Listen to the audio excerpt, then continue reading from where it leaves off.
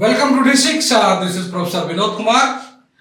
ఈరోజు very important topics మీ ముందు తీసుకొచ్చాను. సో ఆ టాపిక్స్కి వెళ్ళే ముందు మన ఛానల్ని సబ్స్క్రైబ్ చేయండి, షేర్ చేయండి, లైక్ చేయండి, కామెంట్ కూడా చేయండి. వీలైతే మన ఉద్యమానికి సహకరించండి. ఇక విషయానికి వస్తే, ఒక సామాజిక కార్యకర్త రాజలింగం, ఆయన ద్విచక్ర వాహనంపై ఇంటికి వెళ్తుండగా దారుణంగా నిన్న భూపాలపల్లిలో మర్డర్ గురయ్యాడు. ఆ దాడిలో 5 దుండగులు ఉన్నారని చెప్పేసి వార్త వస్తుంది. అంతేకాకుండా మేడిగడ్డ కుంగిన ఘటనపై కేసీఆర్ హరీష్పై గతంలో ఈయన జిల్లా కోర్టులో కేసు వేశాడు. ఈయన చావుకు కారణం గండ్ర వెంకటరామారెడ్డి, అట్లాగే ఇతర టీఆర్ఎస్ నేతలని చెప్పేసి వాళ్ళ కుటుంబ సభ్యులు ఆరోపిస్తున్నారు. సో సంఘటన దురదృష్టకరము. సామాజిక కార్యకర్తలను ఇట్లా చంపేయడం అనే దాన్ని పూర్తిగా డి6 అండ్ డీజాకు తీవ్రంగా ఖండిస్తున్నది. ఇక విషయానికి వస్తే, ఇప్పుడు కారణాలు ఏమైనప్పటికీ కూడా ఇవాళ కేసీఆర్ గారి మీద మరి మళ్ళీ అంత తీవ్ర స్థాయిలో మండిపడ్డప్పుడు కూడా ఆయన మీద కేవలం కేసులు అయినా కానీ దాడులు అయితే ఈ రకంగా జరగలేదు. మరి ఆ రకంగా మరి టీఆర్ఎస్ పార్టీ చేసింది అనడానికి పూర్తి స్థాయిలో కోర్టు చూసుకుంటుంది. మనం ఆయన వ్యక్తిగత ఆరోపణలు కానీ పార్టీ మీద ఆరోపణలు కానీ చేయడానికి కుదరదు. ఎందుకంటే కోర్టు అది తేల్చాల్సింది కోర్టులు కాబట్టి. కారణం ఏమైనప్పటికీ ఒక సామాజిక కార్యకర్తను ఇట్లా దారుణంగా ఆయన అనేక విషయాల మీద, భూ ఆక్రమణల మీద, అట్లాగే ప్రాజెక్టుల మీద, ఇంకా అనేక అంశాల మీద ఇలా కొట్లాడుతున్న వ్యక్తి లింగమూర్తి గారు. సో ఆయనని చంపడం అనేది కరెక్ట్ కాదు.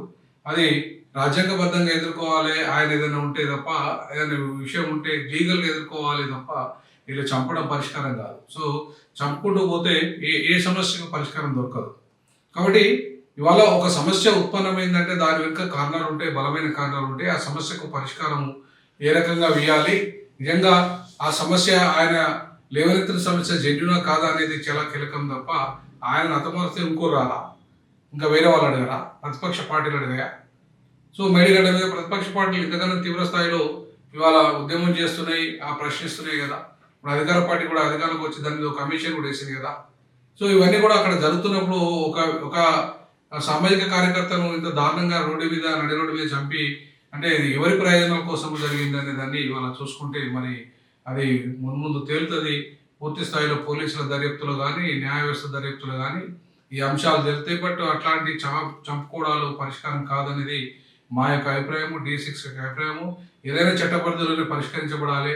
ఏదైనా ఆరోపణలు ఎవరైనా చేసినా సరే అది వ్యక్తిగతంగా తీసుకోవద్దు, సామాజికంగా తీసుకోవాలి. అంతే తప్ప అది వ్యవస్థీకృతంగానే జరుగుతున్న ఒక క్రిమినల్ చర్యగా దీన్ని భావించాలి. అంతే తప్ప వ్యక్తిగతంగా టార్గెట్ చేయడం అనేది, చంపడం అనేది దేనికి ఏ సమస్యకు పరిష్కారం కాదు. ఇవాళ ఒక వ్యక్తిని నక్సలైట్లను చంపేస్తే పూర్తిగా అసమానతలు అంతరించిపోతాయా? పోవు కదా. అసమానతలు ఇంతకాలం నక్సలిజం పుడుతుంది.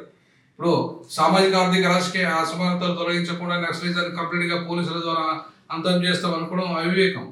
అది మరో రూపంలో పుట్టచ్చు. అది నక్సలైట్లనే పేరు ఉండాలని ఏముంది, ఇంకో రూపంలో పుడుతుంది.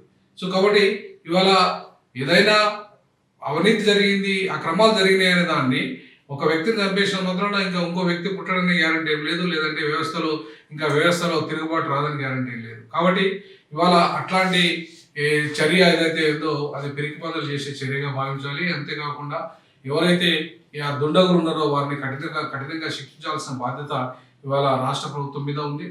అదేవిధంగా పోలీసులు కూడా ఆ విషయంలో చాలా సీరియస్గా వివరించి న్యాయ వ్యవస్థ ముందు అన్ని వివరాలను సేకరించి, ఎవిడెన్సెస్ అన్ని సేకరించి న్యాయ వ్యవస్థ మీద ముందు పెట్టి వాళ్ళకు, నేరస్తులకు కఠినమైన శిక్ష కనుక పడితే ఖచ్చితంగా ఇట్లాంటి నేరాలు చేయకుండా ఉండే అవకాశం ఉంటుంది. లేదంటే భవిష్యత్తులో కూడా ఇట్లాంటి రిపీట్ అయ్యే అవకాశం ఉంది. కాబట్టి ఇట్లాంటి అన్నిటిని కూడా మనం ఖండించాల్సిన అవసరం ఉంది.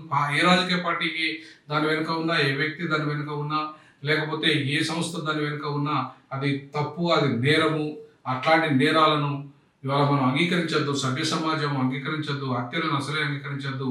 కాబట్టి ఇట్లాంటి విధానాలకు పాల్పడుతున్న వారు ఎవరైనా సరే, అది పోలీసులైనా, నక్సలైట్లైనా, రాజకీయ పార్టీలైనా, లేదా వ్యక్తిగా కొంతమంది గూండాలైనా, రౌడీలైనా, ఎవరైనా సరే వారిని కఠినంగా శిక్షించి వాళ్ళని ఇంకొకసారి జరగకుండా ఉండాలంటే వాళ్ళకి ఆ రకమైన శిక్ష వేస్తే తప్ప ఇవాళ ఇట్లాంటి చర్యలు జరగకుండా ఉంటే ఆ దిశగా ఖచ్చితంగా రాష్ట్ర ప్రభుత్వం తగిన చర్య తీసుకొని ఆ కుటుంబానికి, వారికి న్యాయం చేయాల్సిందిగా చేస్తుందని ఆశిస్తున్నాం. తప్పకుండా ఆ దిశగా ప్రజాస్వామికవాదులందరూ కూడా, మానవకుల కార్యకర్తలు, ప్రజాస్వామికవేత్తలు, పౌర సంఘాలని కూడా ఇట్లాంటి దుర్మార్గాలను ఖండించాల్సిన అవసరం ఉంది.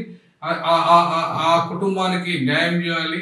మళ్ళీ ఇట్లాంటి చర్యలు జరగకుండా ఉండాలంటే వాళ్ళకు కఠినమైన శిక్షణ ఉండాలని భావిస్తుంది. జై భీమ్, జై పూలే, జై పెరియార్.